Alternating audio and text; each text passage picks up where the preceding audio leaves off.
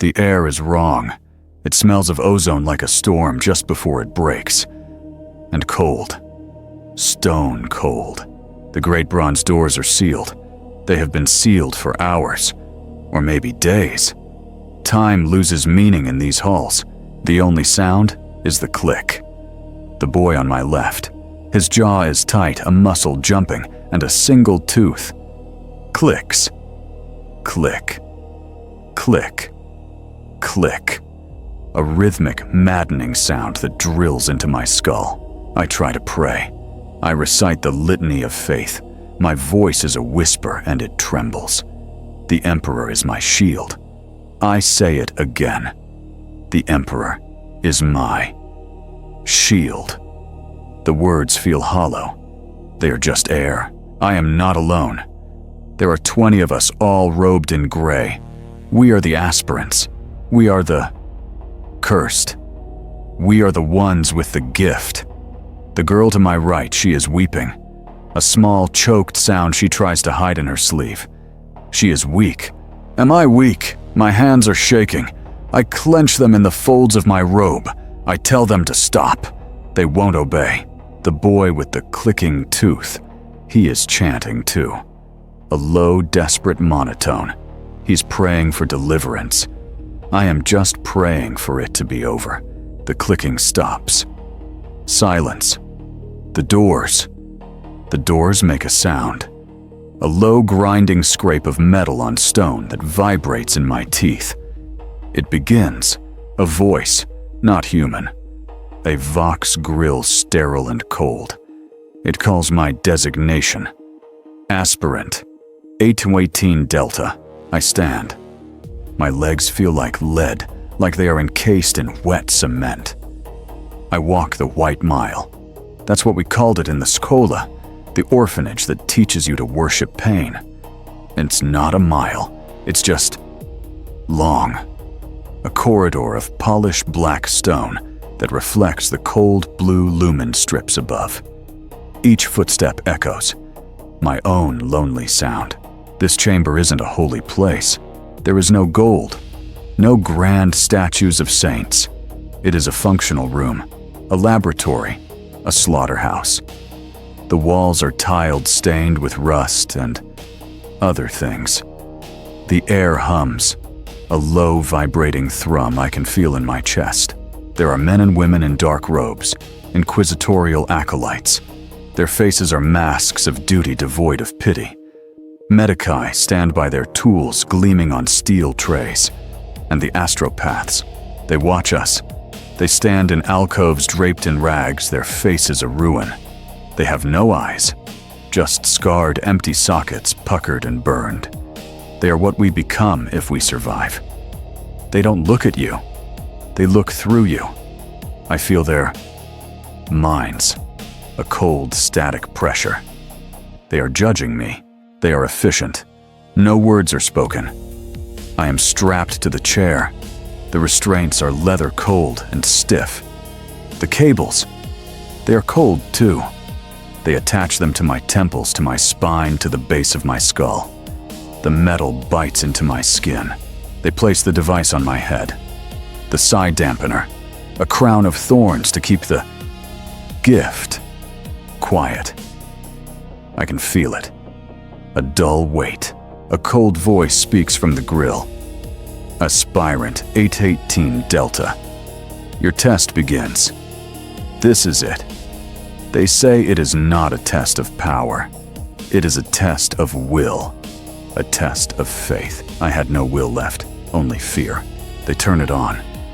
There is no pain. Not at first. There is only light. The Emperor's light. I see it. A golden, blinding sun. It fills the room. It fills my head. It is magnificent. It is everything they promised. I reach for it. I want to be a part of it. I want to be clean, and it burns. It is not warmth. It is fire. A star's core. It sears my mind. I feel him. I feel his agony. The pain of 10,000 years. The pain of a galaxy. It is too much. It is not a blessing. It is a scream. I scream. My scream echoes his. The boy next to me, the one who was clicking, he is failing. I can't see him. My eyes are squeezed shut. The light is behind my eyelids, but I can hear it. It is not a human sound. It is a wet, tearing sound. A gurgle like a man drowning in his own blood.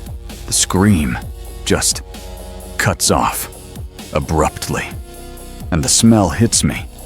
It cuts right through the ozone. The smell of copper. The smell of burnt hair. The smell of failure. I squeeze my eyes shut. I chant. Louder. Faith is my shield. Faith is my shield. Faith is my shield. I am shouting. I am lying. The light is gone. The pain recedes, leaving me empty and raw. There is only silence. The hum of the machine, the smell of ozone and burnt hair. My heart is a hammer in my chest. I am waiting for the wet sound. For me, I wait to fail. The cold voice speaks again. Aspirant Elian. You pass. The words don't make sense. You are sanctioned. I passed. The relief is so profound it feels like a second death.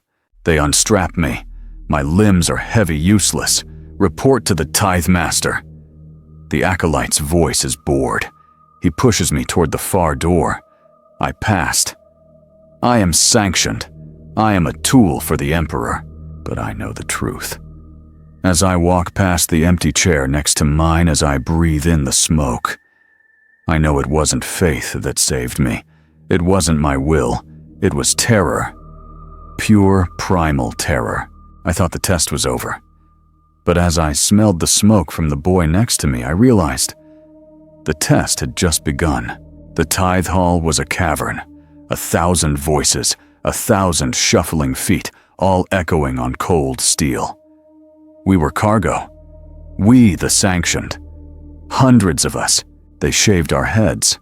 The clippers were rough, pulling at the scalp, leaving it raw and exposed. We were stripped. Our gray robes were taken burned. We were given new uniforms, Imperial Guard fatigues. They were stiff. They smelled of chemicals and long-term storage. They gave us a number. Mine was sewn onto the collar. 818 Delta. Not Elian, just a number.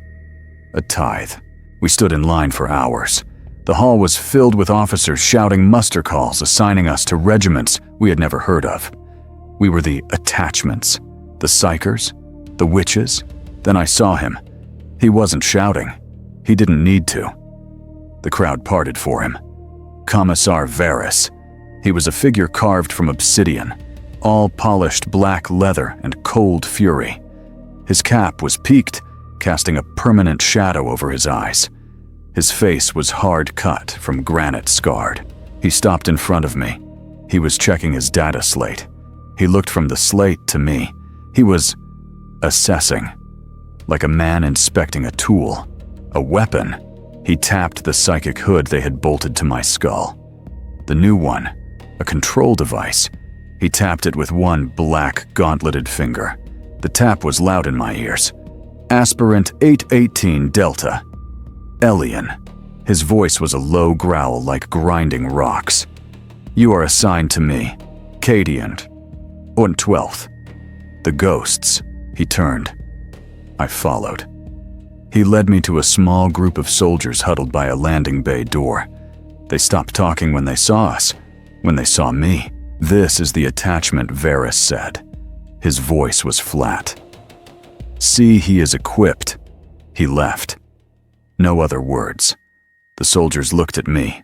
Their eyes were cold. Colder than the acolytes. This wasn't fear.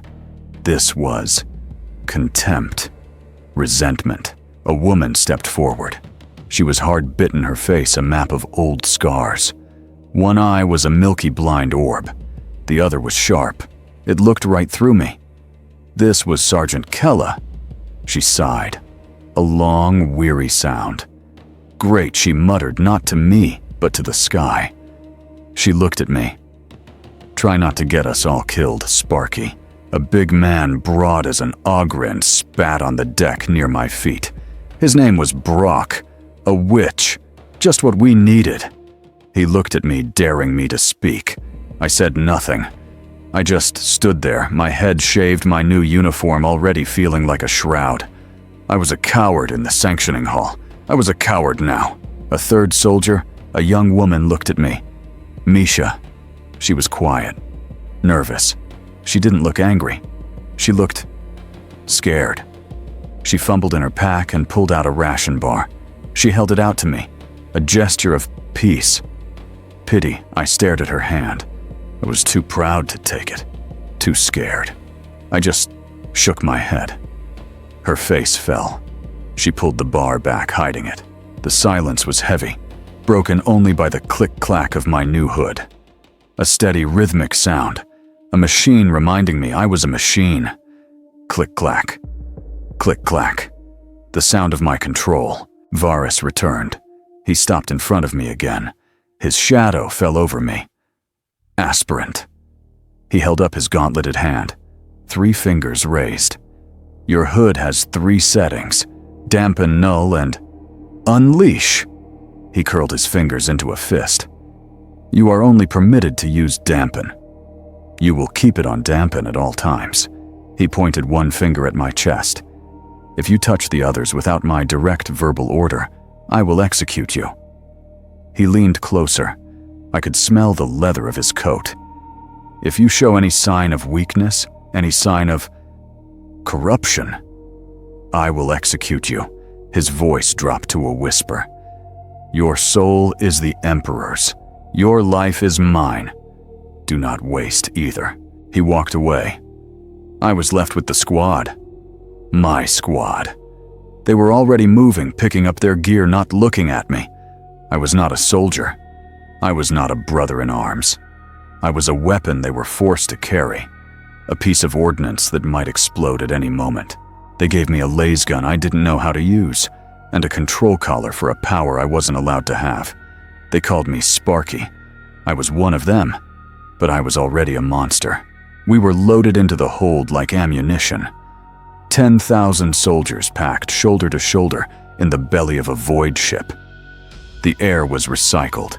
It tasted of metal, stale sweat, and oil. A constant low drone. The engines. It was a sound you didn't just hear. You felt it in your teeth and your bones. A vibration that never stopped.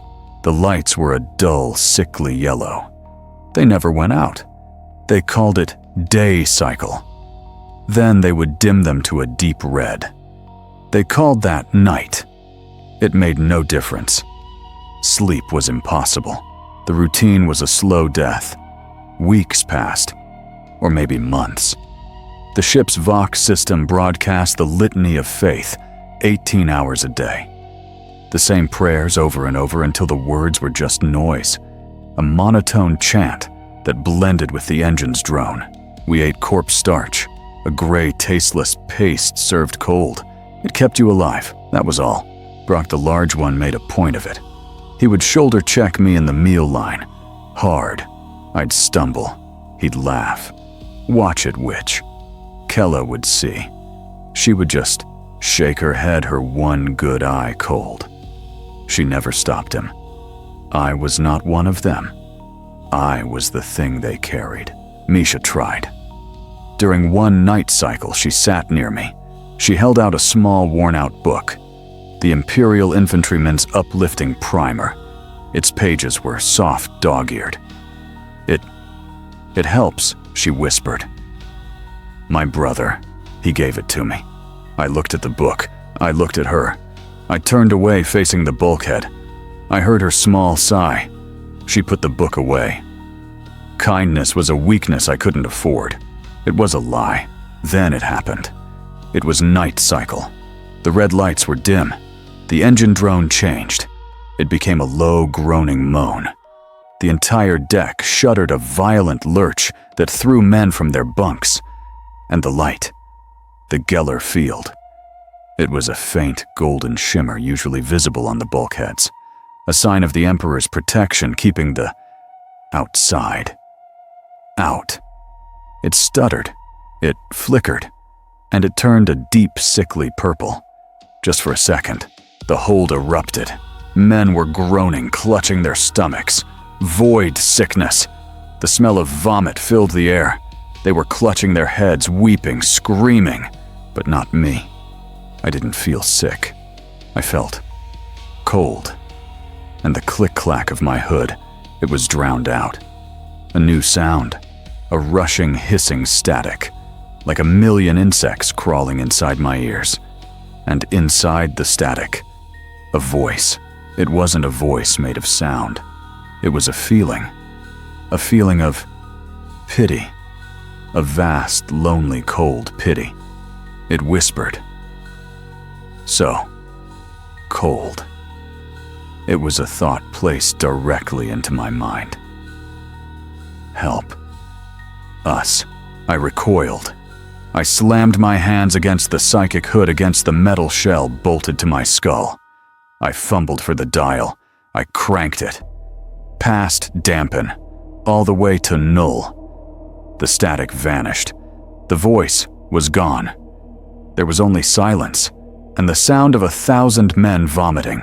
I was shaking, violently. My teeth were chattering. Void sickness, I whispered to myself. It's just the void sickness. It was a lie. I knew it was a lie. I began to pray. I shouted the litany of faith. The Emperor is my shield. I fear nothing. The Emperor is my light. My voice was raw, cracking. Kella, pale and sweating, crawled over to me. She slapped me. Hard.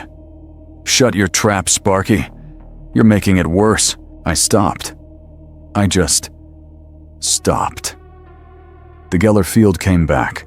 The golden light returned. The vomiting subsided. The groans quieted. But I knew. Just for 1 second, something else was in that hold with us. And it knew my name. Landfall was not glorious. It was a controlled crash. We were packed into a metal box, a lander. It shook so hard my teeth rattled. Men were screaming prayers. The air was thick with the smell of promethium and sick. Then a crash, a sound of tearing metal. Silence. The ramp slammed down. Out, out, out for the Emperor. Move, Kella's voice raw. I stumbled out, Lay's gun held tight. I wasn't expecting a glorious city, but I was not expecting this. Mud. Just mud, as far as I could see. A gray sky, weeping gray rain, gray mud churned by artillery and tanks. It smelled of chemicals and rot. This was Vel's world. This was our ditch. Life became simple. Life became mud. The constant suck of your boots. The fight to pull your foot free just to take the next step. Water that tasted of tin and chemicals. The rats. They were huge, unafraid. They watched us. And the shelling. A distant, constant thump. Thump. Thump. That you felt in your gut. It never stopped. Days blurred. We were sent on patrol. Kella, Brock, Misha, me. Check forward listening post. Delta 5, the order came. Kella looked at me.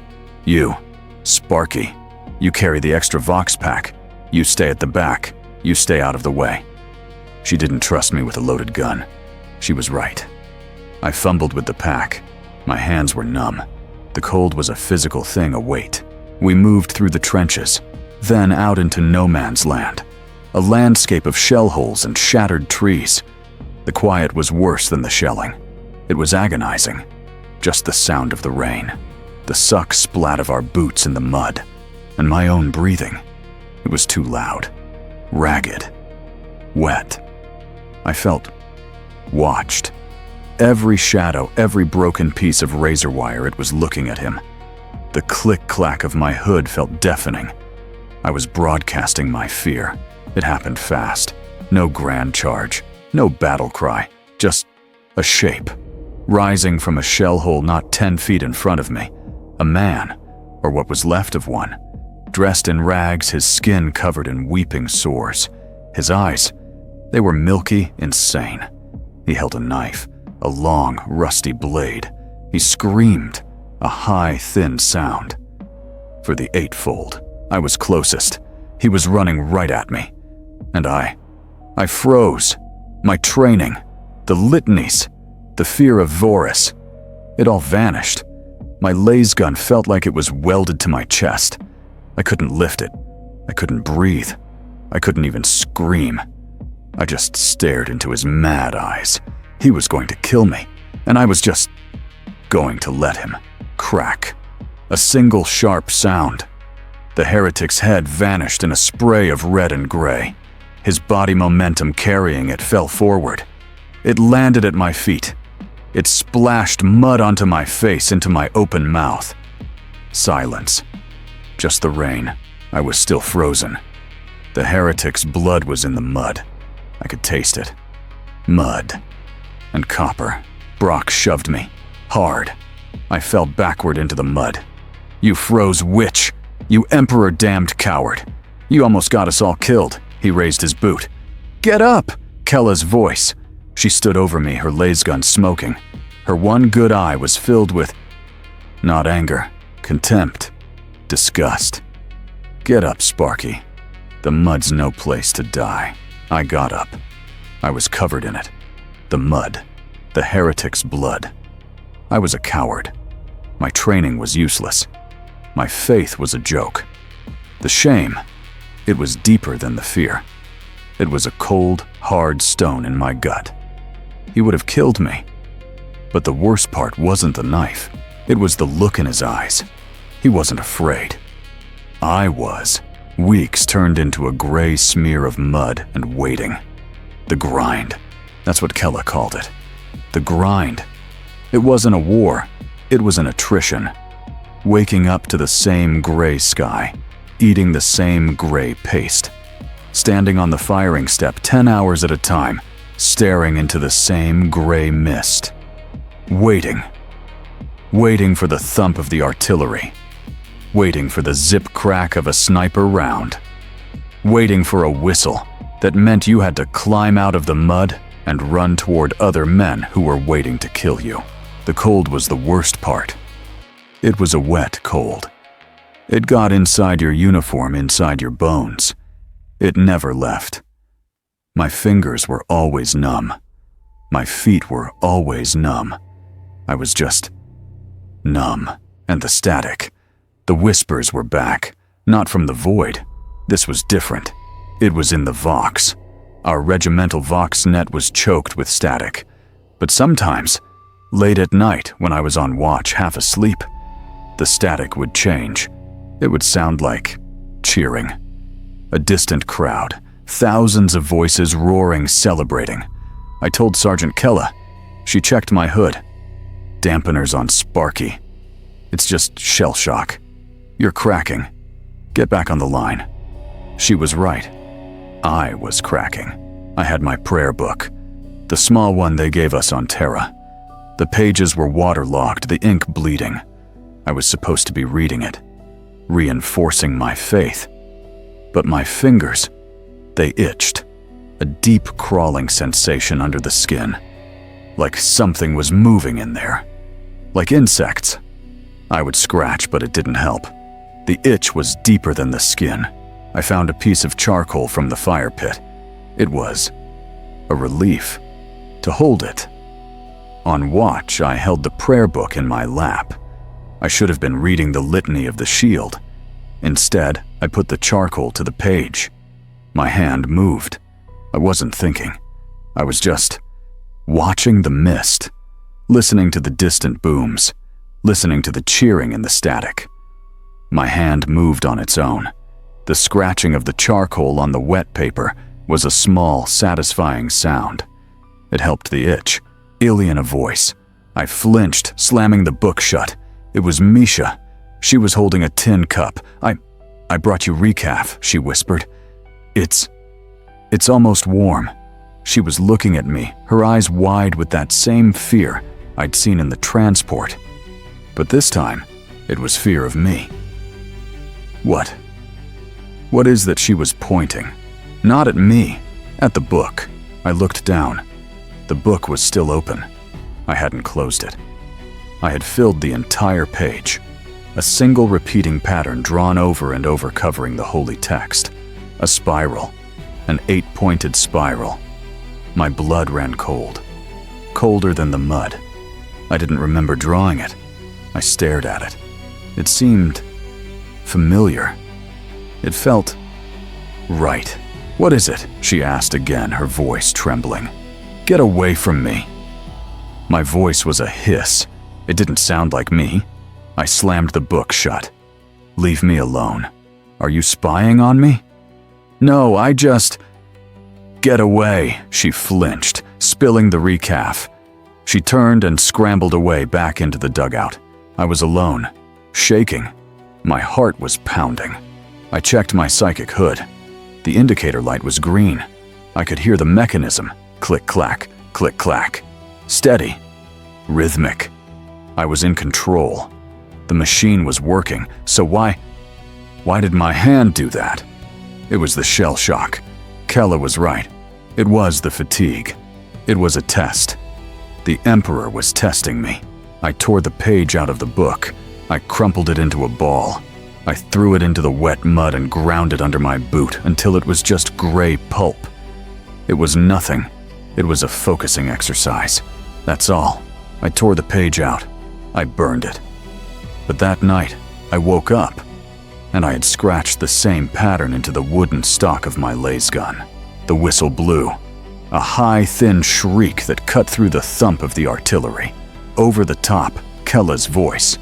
For the Emperor, the words were a ragged scream from 100 throats. We climbed. We climbed out of the mud, out of the ditch, out of safety. The world exploded. The sound. It was a physical wall. The thump, thump, thump of heavy bolters. The crack of laser guns. The screaming. Men were dying. Already. I saw a man in front of me just disappear. Vaporized by a shell. I kept running. My legs were heavy. I was running in mud, a nightmare. We were pinned down. A crater.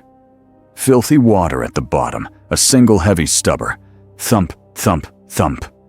It was tearing us apart. We couldn't see it. It was hidden.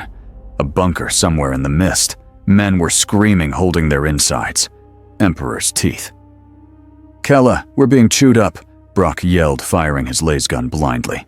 Then the vox in my ear crackled. Not the static, not the cheering. A cold, clear voice. Varys. He was in the second wave. He was safe. Aspirant. The machine gunner. "I can see the tracer fire. You cannot." My blood froze. Aspirant. "Find him, I am authorizing. Unleash." The word hung in the air. Unleash. That is an order. I was terrified.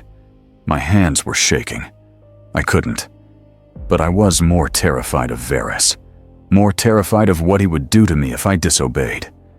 I fumbled with the dial on my hood, the one I was forbidden to touch. My numb fingers found the switch. I turned it. Past dampen, past null, to unleash. The click-clack stopped. It was not power. It was agony. The sound of the battlefield. It didn't just get louder. It changed. It wasn't just guns. It was the pain. It was the fear. It was the hate. A million screaming voices in my head. The man next to me dying from a gut shot. I could feel his pain. It was mine. I could feel Brock's rage. I could feel Kella's desperate, cold pragmatism. I screamed. It was too much. I pushed back. I pushed with my mind just to make the screaming stop. And I saw it. Not with my eyes. My eyes were shut. I saw the bunker. A concrete slab hidden by mud. I saw the gunner. A fat man, his face slick with sweat, laughing as he fired. And beside him, another man. A man in rags with a staff made of bone. A shaman. He wasn't firing a gun. He was watching. And as I saw him, he turned. He looked. He looked right at me. He saw me. He smiled. And he laughed. The laugh was not a sound. It was a physical blow inside my skull. It felt like ice. It felt like filth. Like 1,000 years of rot and decay right in my mind. He showed me. He showed me what he worshipped. The sky tore open, and I saw it. A great single eye, blue and pink and black, staring down at me. A hateful, knowing, ancient eye. It saw me. It knew me. I collapsed. I fell face first into the filthy water of the crater. I was screaming, a long, thin wail that didn't sound human. Blood was pouring from my nose, from my ears. But it wasn't red. It was black. Thick, viscous black. It smelled of rust. It smelled of ozone. The heretic, the psyker. He was distracted. He was busy laughing in my head. A grenade thrown wildly by Brock landed in the bunker's firing slit. A muffled crump. The heavy stubber stopped. Silence. Just my screaming and the drip, drip, drip of black blood onto the mud. Brock kicked me. I got him. I got the Emperor's teeth. Sparky, what's wrong with your face? I was alive. I killed the heretic. That's what I told the commissar. That's what he believed. But I knew the truth. I hadn't just seen him. He had opened something inside me, a door, and he hadn't closed it. They dragged me to the med bay. It wasn't a bay, it was a tent, a filthy canvas structure where the mud was just as deep inside as it was out. It smelled of iodine blood and gangrene. A medici, his apron stained black, barely looked at me. He glanced at the black blood caked on my face. He shined a lumen in my eyes. He's breathing, he grunted to Kella. He jabbed a stem into my arm. The needle was thick, blunt. "Stop bleeding," he said to me. "We need the cot." Kella dragged me back to our bunk. Recovery. I couldn't sleep. I lay on the hard, damp cot staring at the canvas roof. The black blood had stopped. But the door in my head, it was still open. Every time I closed my eyes, I saw it. The great single eye. Staring.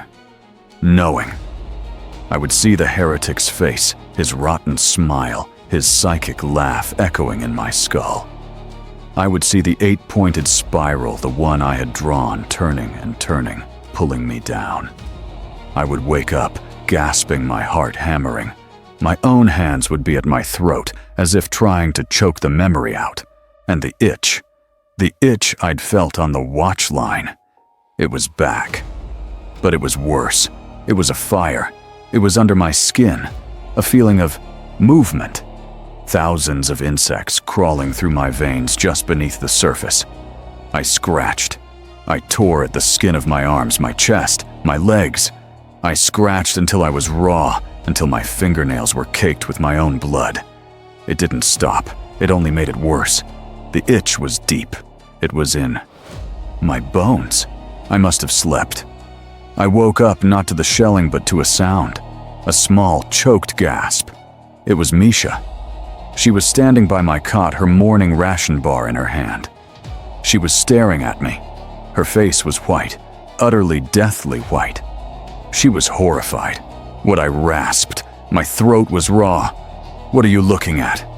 She didn't speak. She just pointed. Not at me, at the wall, the metal bulkhead of the bunk. I turned my head. The metal was scratched, gouged. My fingernails. I had done it in my sleep.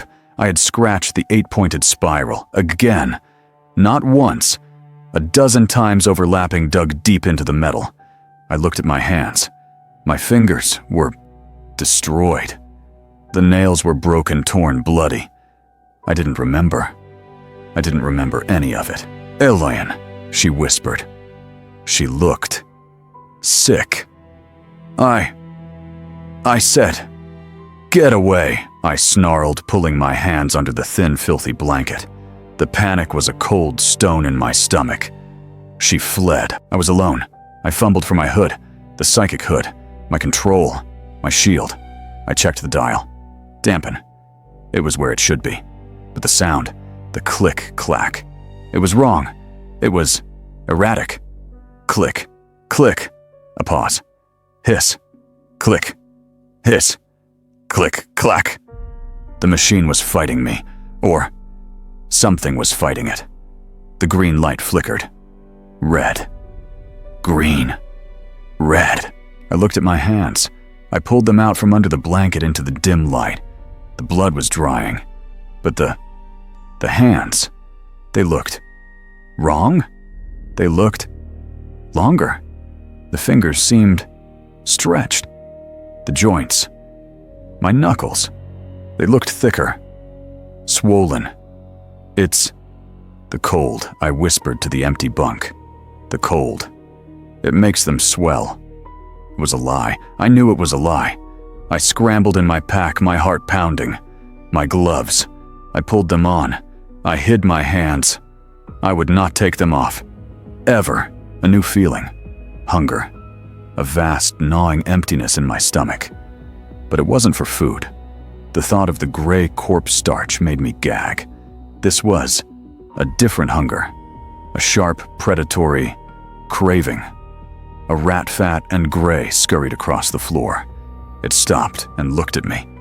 Its black eyes were like beads. I looked at it, and I felt jealousy. My mouth watered. You can hide a drawing, you can hide your thoughts, but you can't hide your own bones. When they start to change, I was returned to duty. Fit the Medici had grunted, not looking at me. I was not fit. I was wearing my gloves. My hands were hidden.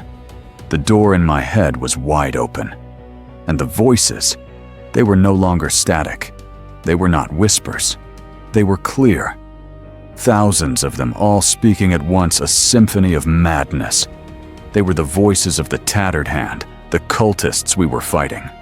They were the voices of the dead, their last moments of agony replayed over and over. And they were other things, things that had never been human. They were my new companions. I was on watch. The same firing step, the same gray mist. The itch was constant, a fire in my bones. The voices were a dull roar in my skull. Hate, kill, blood, itch. Just noise. I tried to block it out. I tried to recite the litany. The Emperor is... The voices laughed. And then one voice cut through the others. Clear. Cold. Helpful. Sniper. I froze. 200 meters. Northeast. In the broken spire. He sees you. I didn't think. I didn't rationalize. I just obeyed. I ducked. Zip Craig. A low-round superheated snapped through the air exactly where my head had been. It struck the metal bulkhead behind me, sending molten shrapnel spraying. I was on the muddy floor of the trench, panting. I was alive. Kella ran over. What is it? Sparky, you hit... No. I slipped, I stammered, pulling myself up. She looked at the smoking hole in the metal. She looked at me. Good slip. She walked away. I stood there, my heart pounding. The voices were quiet. And then the same clear, cold voice whispered, "You're welcome." I was terrified. But I was alive. My faith had not saved me. The Emperor had not saved me. The voices had. I decided in that moment to listen. This was a test, a new kind of test. I had to understand the enemy. Yes, that was it. I was studying them. They were chatty. They told me things. Brock is stealing Misha's rations. A petty, stupid thought floating in the sea of noise.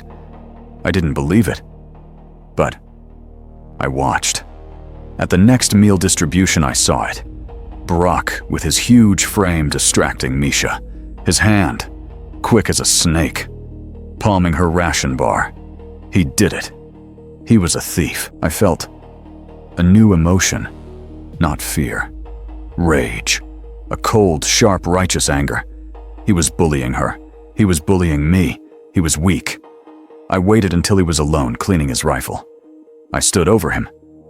"What do you want, witch?" he spat, not looking up. I didn't just accuse him. I didn't say I saw you. I gathered the anger. I gathered the power I felt from the voices, and I pushed. I pushed the thought into his mind, his own guilt, his own small, pathetic weakness. You are a thief. You are scum. You are nothing.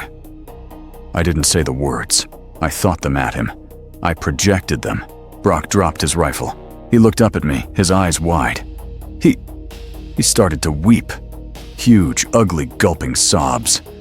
I'm sorry, he blubbered, fat tears rolling down his dirty face. I didn't mean. I'm just so hungry. I don't know how you knew. I'm sorry, don't look at me like that. He was broken. I was stunned. I had done that. And a part of me, a new part. It felt a thrill. I had made Brock the bully weep. I was in control. Commissar Varys voxed me that night. He had heard the report of the sniper shot. Aspirant, his voice crackled. Sergeant Keller reports you avoided a sniper. A lucky slip. Yes, Commissar, I said, my voice steady. Luck is a fool's hope. It was your faith. It was a premonition, was it not? The Emperor's light warned you. He was congratulating me. He was telling me what he wanted to believe. I looked at my gloved hands. I felt the itch burning beneath the leather. Yes, Commissar. The lie was so easy. My faith is sharp. I went to find Misha. To return the favor. She was in the dugout reading her worn-out primer. She saw me and flinched. Elian. I stood in the doorway. She looked at my face. Elian, she whispered, and the fear was back. Your eyes. One of them. What I snapped. It's grayer than the other one. I shoved her hard. Leave me alone. Stop looking at me. I ran. I ran back into the rain. For the first time since I left Terra, I wasn't afraid. I was in control. The whispers were my shield.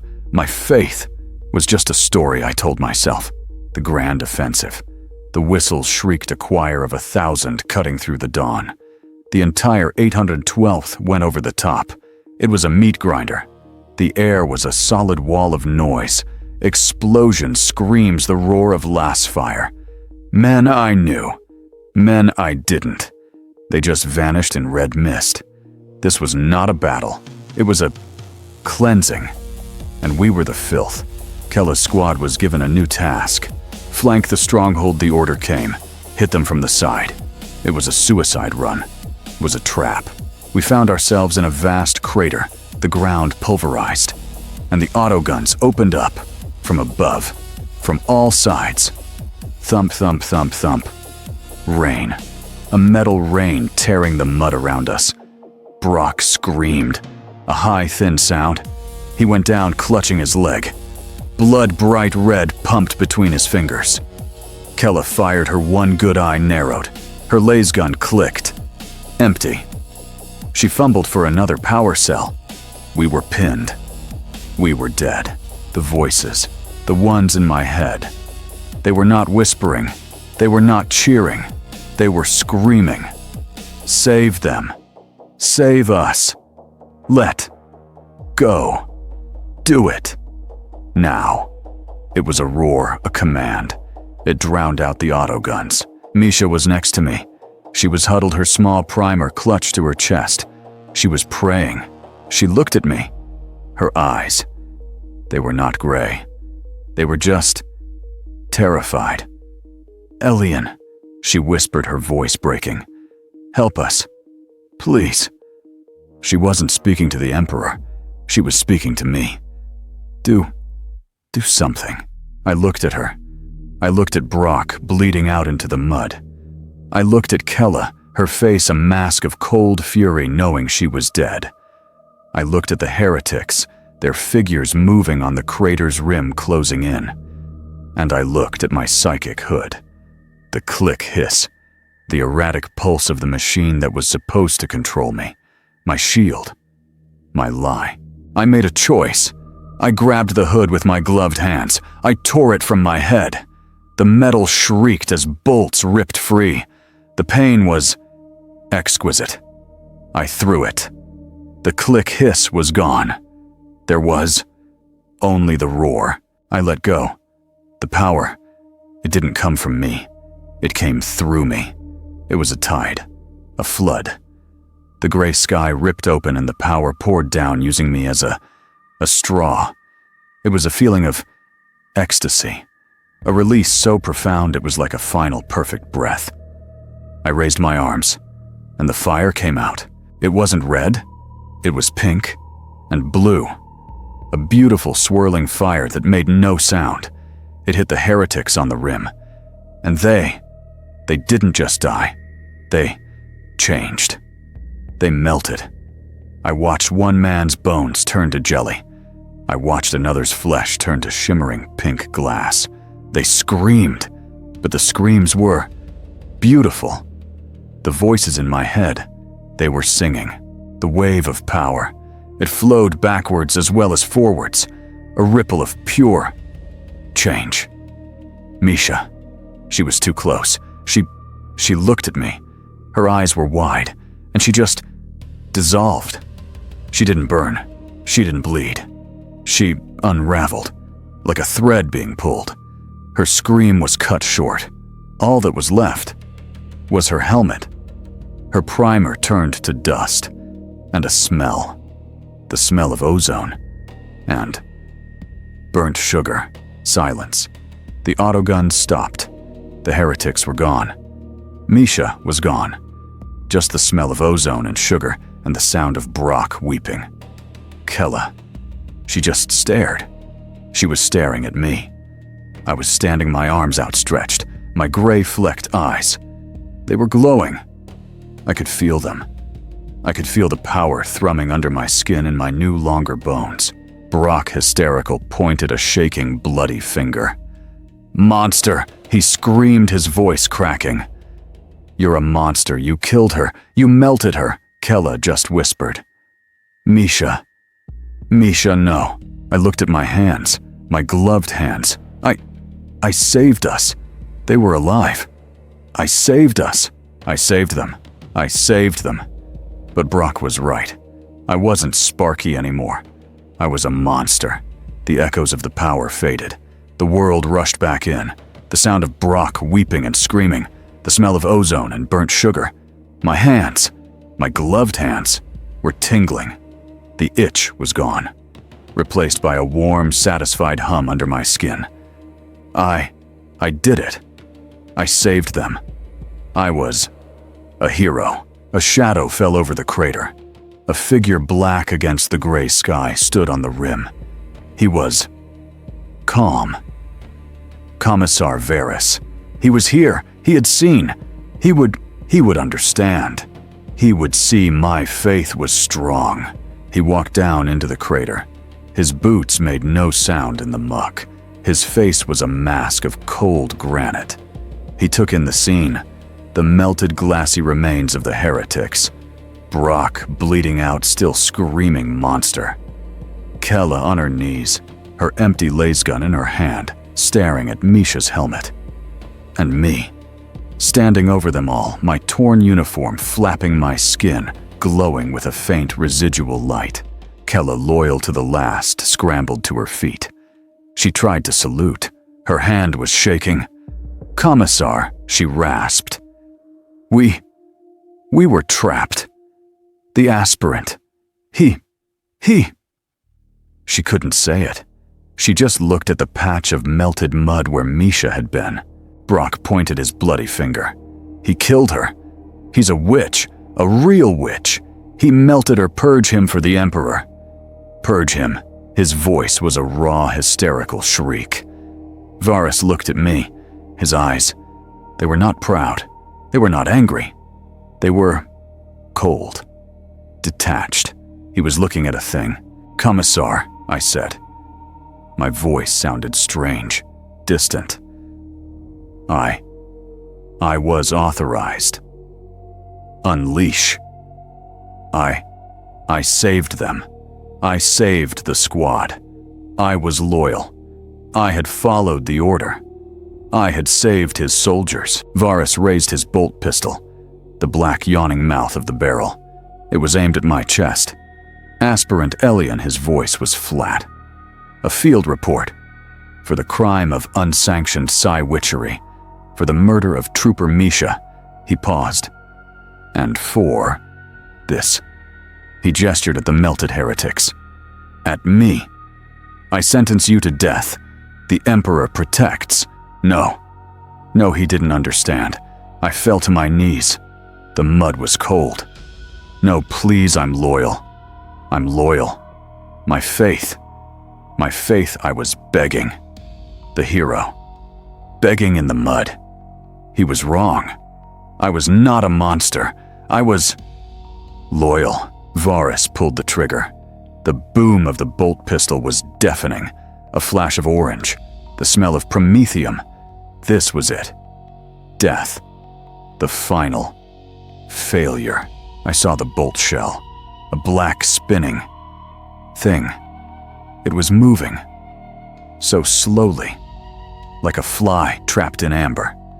The voices in my head, the ones that had been singing, they screamed. A single primal command. No. Live. I, without thinking, put up my hand. My gloved hand. The bolt shell stopped. It stopped in midair. A foot from my face. It just hung there. Spinning. Whining. A high-pitched zzz that filled the sudden impossible silence. The commissar's face. The mask cracked. His eyes widened. He was afraid. He was afraid of me. And in that second, I realized he was right. I wasn't loyal. I wasn't Elian. I was free. I started to laugh. It began as a low chuckle. The bolt shell spinning in the air just dropped. It fell into the mud with a wet plop. My laugh grew louder. The power, the real power, flooded me. It was not a tide. It was an ocean. It was a star.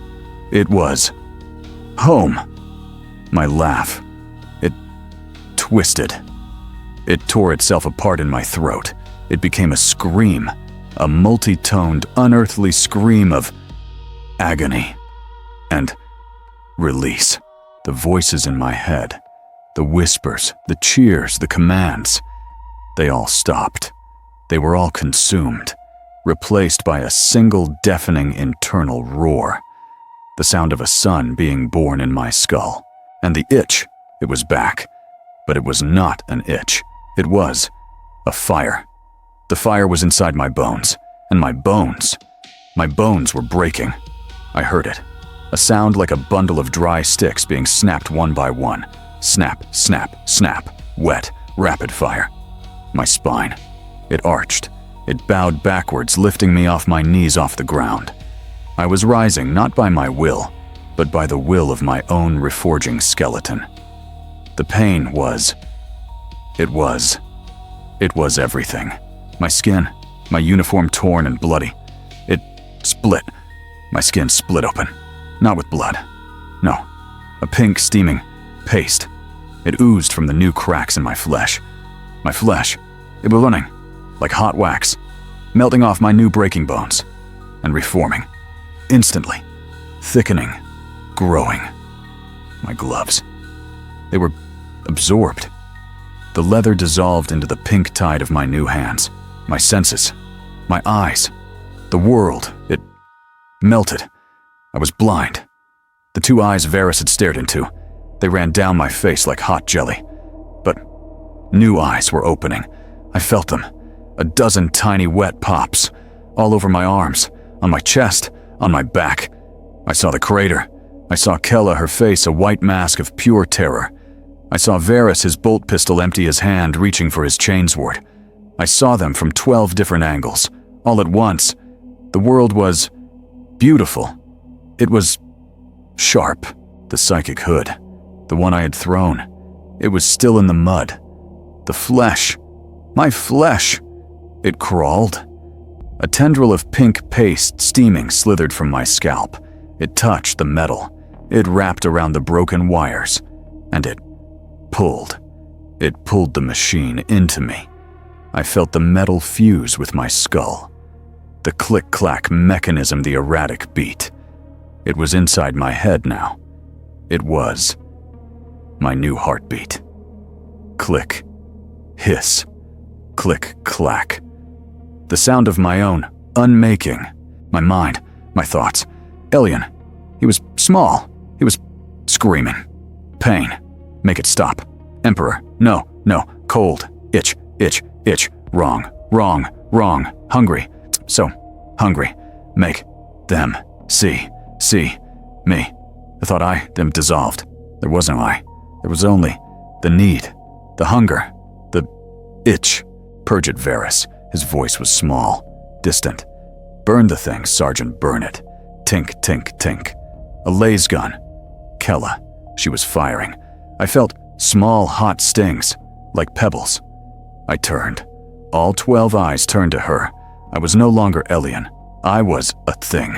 A mass of shifting pink-gray flesh. Wires sparking and fused jutted from my skull. Weeping newborn eyes covered my arms. My arms, they were long. They reached the ground. My fingers, my new waxen fingers. They were talons. Alien was gone. The pain was gone. The fear was gone. All that was left was the hunger and the itch. The silence was heavy.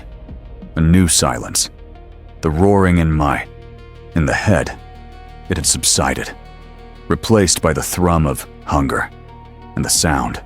The sound of the mechanism fused into the bone, into the flesh.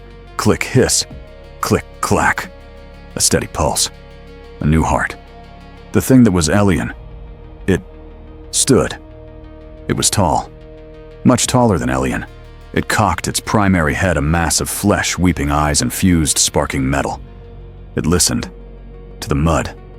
To the rain. To the tiny thumping sound of fear. It looked at the man in the black coat. Varys. To his credit, the small, hard man stood his ground. His face was unreadable. He had dropped his empty pistol. He was drawing his chainsword. The teeth. Vroom. A loud, angry buzzing sound. The thing... We tilted our head, confused. A challenge. Varys raised the sword. Abomination. In the Emperor's holy name, The thing opened its mouth. The one where Elian's mouth had been. A dozen other mouths, small and wet, opened on its arms, on its chest. They all spoke. Or tried to. A wet, gurgling, bubbling sound. The sound of lungs reforming. It resolved. A single multi-toned word, a chorus from a dozen throats. Faith. Varys faltered. Just for a second. He saw the memory. He heard the plea. Kella! She did not falter. She was a survivor. She saw the thing. Look at Varys. She saw her chance. She ran. She didn't run for a weapon. She scrambled to Brock. He was still alive, still whimpering, clutching his ruined leg. She grabbed him under the arms. She started to drag him, dragging a 200-pound man through thick mud, screaming. She was strong. She was prey. She was screaming into her vox. Her voice was high, thin, breaking. Broken arrow, I repeat. Broken arrow, all units. Sector Delta 5, a daemon it's... Her boot slipped. She fell to one knee. She looked back. The thing was... It's Elian. He's... The thing moved. It did not walk. It did not run. It flowed. A tide of pink-gray flesh and long reinforced bone. It was fast. So fast. Kella's scream was cut short. A wet final sound, a crunch. The vox went silent. No, not silent. The channel was still open. Kella was gone. Brock was gone. The thing, it turned from the meal. It looked at Varys. Varys. He was running. The commissar was running. He was wise. But the thing was fast. The vox channel. Shh. Static. The same static Elian had heard on the void ship. The static he had heard in the trench, but it was different. It wasn't a whisper. It wasn't a scream. It was a cheer. A low, satisfied, triumphant cheer. The sound of a distant, unseen crowd. Celebrating. Welcoming. The thing stopped. It stood over the spot where the commissar had been. His hat was in the mud. His fallen helmet, a bony, multi-jointed limb, one of the new arms, reached out. A single sharp talon grown from a long, waxen finger. It tapped the helmet. Click. It tapped it again. Clack. Rhythmic. Curious. Click. Clack. Click. Clack. It was hunting. It was hunting for more. The vox was silent. But the static remained. And in it, I could almost hear cheering.